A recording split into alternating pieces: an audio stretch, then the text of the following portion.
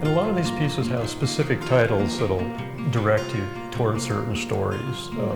There's one called Worship. Worship as in worship in church. Behind you, that's obviously a prompt to a story, but it gives you an entrance into the stone by a little portal into it, and then these rising forms above it holding glass. Some stones here that are part of what I call the path series, where if you look on the stone, you'll see a little path going through the structure, under the structure, and so they're a story of shelters that you find along the path, and each shelter is like a chapter with its own little story that you can tell and imagine for that space.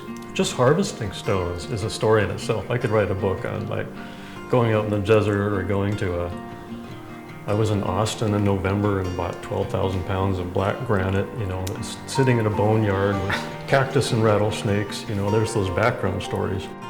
And so you bring the pieces together and each brings some of that story to the finished piece. Like this is you know, salvaged granite from a remote location, and this is columnar basalt from the big lava flows in eastern Washington.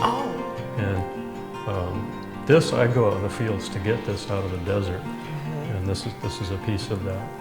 So several of these are fusions of 3 or 4 materials, and it's really great that they bring together a different place on the planet in nature and bring it to one place to tell the story.